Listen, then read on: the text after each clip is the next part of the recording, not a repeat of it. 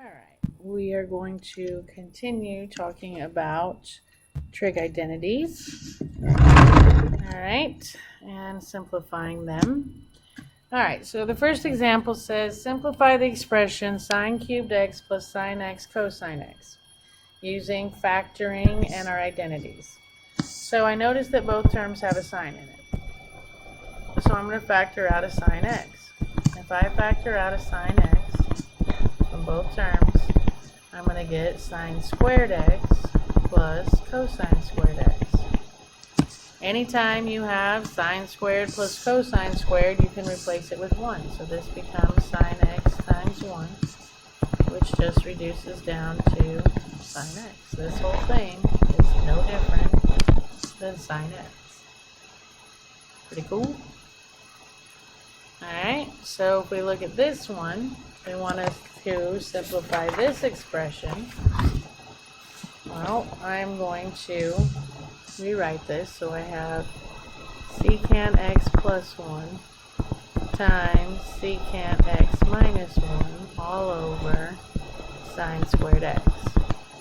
Alright, so I'm going to FOIL on the top. Secant squared times secant squared is secant squared x. This is going to be minus secant x. This is going to be plus secant x. And this is going to be minus 1 all over sine squared x. If I simplify that, those cancel and I get secant squared x minus 1 over sine squared x. Well, anytime you see a squared and a minus 1, I got a secant. And sure enough, if I did minus 1, secant squared minus 1 would equal tangent squared x over sine squared x. Okay, so now that I've got one function on top of another, let's try and get everything in terms of sine and cosine and keep change flip. So tangent squared x can be the same as sine squared x over cosine squared x. Still divided by sine squared x. So now if I keep sine squared x over cosine squared x, change, flip, that'd be 1 over sine squared x. And a different color here. The sine squared x's cancel out, and I end up with 1 over cosine squared x. Which, if you have 1 over cosine, you have a secant, but since I have 1 over cosine squared, I have secant squared x. This whole thing simplifies down to secant squared theta, or x. Okay? Alright, the next one, I want to get a common denominator. So I'm going to have to multiply the top and the bottom of the first one by cosine x. And the top and the bottom of the second one by 1 minus sine x. So on bottom then I would have cosine x times 1 minus sine x. And on top, if I distribute, I'm going to have cosine squared x minus, I'm going to put these in brackets because I'm going to have to change all of their signs. Alright, so I have sine x times 1 would be sine x. Sine x times negative sine x would be negative sine squared x. So now on top, if I distribute my negative, I have cosine squared x minus sine x plus sine squared x all over cosine x times 1 minus sine x.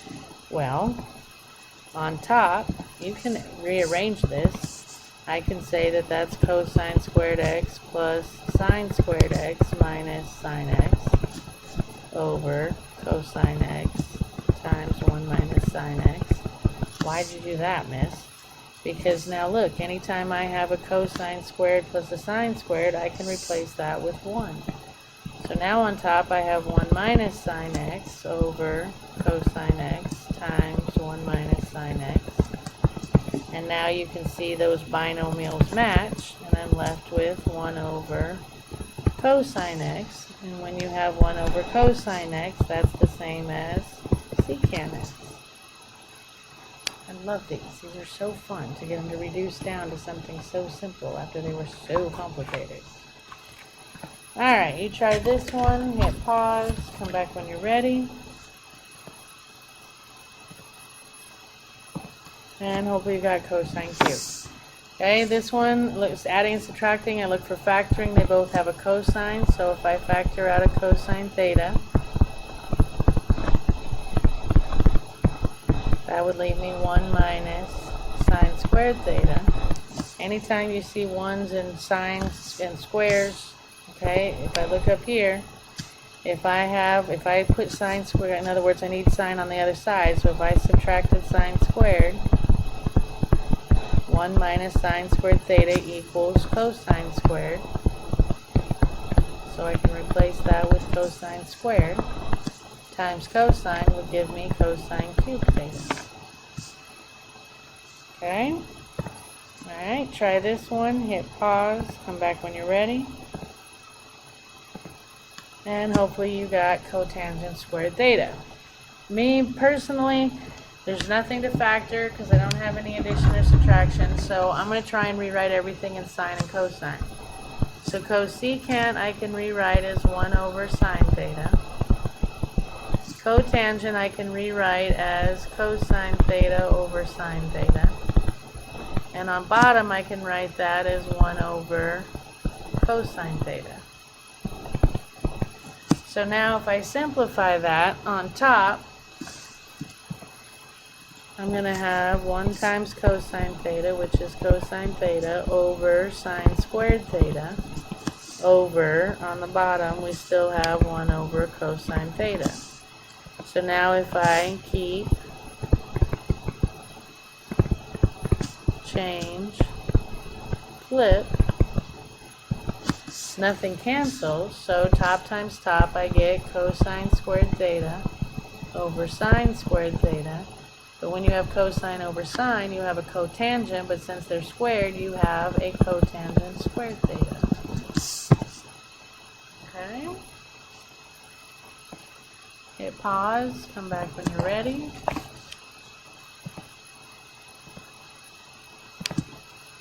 And you should get secant squared.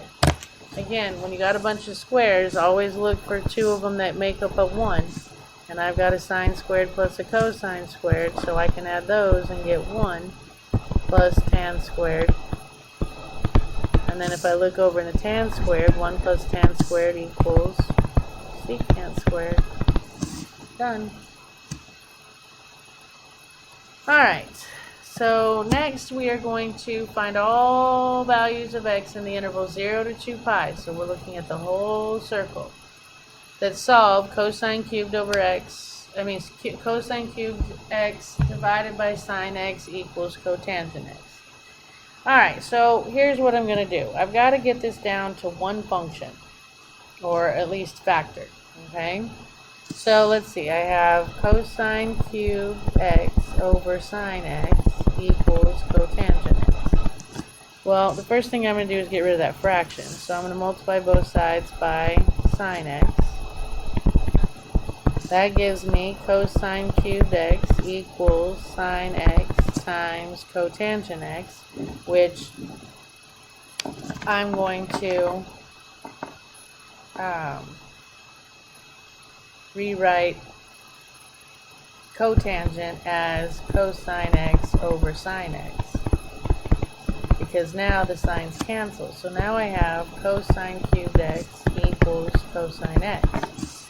Well, if I get everything on the same side and factor, cosine cubed x minus cosine x equals 0. So I got 0 on one side. Now I'm going to try and factor. I can factor out a cosine x, which would leave cosine squared x minus 1 equals 0. And I can say then that either cosine x has to equal 0 or cosine squared x minus 1 has to equal 0. Well, if you're looking for, this says I'm looking for an angle whose x-coordinate is 0. Well, there's an x-coordinate of 0, and there's an x-coordinate of 0. So on here, x would equal pi over 2 and 3 pi over 2. To solve this one, I've got to add 1. So I get cosine squared x equals 1, square root. I get cosine x equals plus or minus 1. So now I'm looking for angles in the unit circle that have an x-coordinate of plus or minus 1. Well, there's a positive 1 and there's a negative 1. So that gives me x equals 0 and pi. So my four solutions are pi over 2, 3 pi over 2, 0, and pi. Those are all my solutions. Okay. Alright, so let's try this one. I see cosine, so that leads me to think I can factor if I get everything on the same side.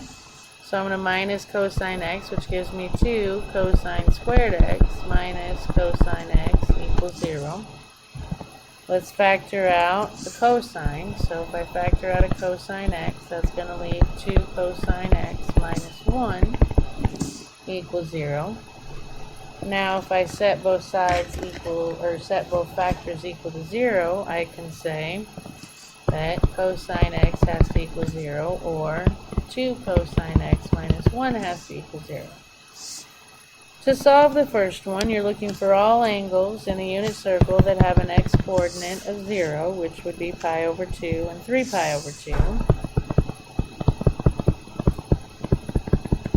To solve this one, I'm going to add 1, and I get 2 cosine x equals 1. Divide by 2. I get cosine x equals 1/2. So now I'm looking for all the angles in the unit circle that have an x-coordinate of 1/2, which would be here. That's negative. That's negative. That's positive 1/2. So that tells me x equals pi over 3 and 5 pi over 3. So my four solutions are pi over 2, 3 pi over 2, pi over 3, and 5 pi over 3. Okay? Alright, let's look at this one. This one we're going to do a factoring. I need to get 0 on one side, so I have 2 sine squared x plus sine x minus 1 equals 0. This isn't an easy factor because a isn't 1. But if I go 2 times 1 is 2. Factors of 2 that make 1 would be 1 and 2. C is negative, so Bully gets the middle. He doesn't. So I got to rewrite B. So I'm going to have 2 sine squared x plus 2 sine x minus 1 sine x minus 1 equals 0. I still have 1 sine x in the middle. I just wrote it 2 by 2. On this side I can factor out a 2 sine x. If I divide by 2 sine x, 2 sine x, I get sine x plus 1. I can factor out a negative 1 on this side, which would give me positive sine x, positive 1. So now I can factor out a sine x plus 1, which leaves 2 sine x minus 1 equals 0. Now I can set them to 0 and solve. So I say either sine x plus 1 equals 0, or 2 sine x minus 1 equals 0. If I solve this one, minus 1, sine x equals negative 1. Add 1, I get 2 sine x equals 1. Divide by 2, and I get sine x equals 1/2. So now, I got to find my answers. Well, this says, go to the unit circle and find any angles that have a y-coordinate of negative 1. Well, the only one that has a y-coordinate of negative 1 is 3 pi over 2. This says, find all the angles that have a y-coordinate of positive 1/2. Well, there's 1. There's 1. That's negative. That's negative. So it's these two. So this says x equals 5 pi over 6 and pi over 6. So there's only 3 solutions to this one. It's 3 pi over 2, 5 pi over 6, and pi over 6. Okay? Alright, you try this one, hit pause, come back when you're ready. And hopefully you got that. Alright, if I get everything on the same side, I'm going to have 2 sine squared x minus sine x equals 0. I can GCF a sine x out, so if I factor out a sine x, that's going to leave 2 sine x minus 1. So now I can say sine x equals 0, or 2 sine x minus 1 equals 0. To solve this one, you're looking for all angles that have a y coordinate of 0, which would be this one, the y coordinate of 0. Oops, dang it. Sorry. You need a y coordinate of 0, which would be this one, and this one, and that's it. So this says x equals 0 and x equals pi. This one I'm going to add 1, 2 sine x equals 1, divide by 2, sine x equals 1/2. So I'm looking for positive 1/2 for y, which is this one and this one. Down here they're negative, so those are out. So this says x equals 5 pi over 6 and pi over 6. So my 4 solutions are 0, pi, pi over 6, and 5 pi over 6. Sorry. Alright, you try this one, hit pause, come back when you're ready. Oops. And hopefully you got pi. Sorry. Alright, let's look at y if you did not. It's already on the same side. This actually should be an easy factor because a is 1. Factors of 1 that make 2 would be 1 and 1. So I can have cosine x, 1 and 1. C is positive. So if I set them both equal to 0, I'm going to have cosine x plus 1 equals 0 and cosine x plus 1 equals 0. Minus 1, I have cosine x equals negative 1, minus 1, minus 1. We're going to get the same thing when we solve them both. We have a double root. So you're looking for all the angles that have an x-coordinate of negative 1, which is the only one that has an x-coordinate of negative 1 is pi. Yeah? Alright. So, how do you use the reciprocal quotient, Pythagorean cofunctionality of identities to solve equations? Well, kind of like 1, you replace terms with equal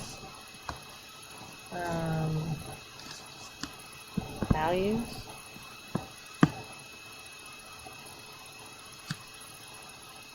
If necessary, and then you can use techniques like factoring. We use the inverses to solve. The difference between these two equations was simplifying and actually solving them. They're talking about in the end where we had to use factoring and things like that to get x alone, and then you have to, once you get it down to cosine or sine of some theta, then you use your unit circle to go ahead and solve from there. I don't know how you want to word that, but that's what they're talking about. Okay, so we are at homework, which means we are done. Happy homeworking, and I will see you next time.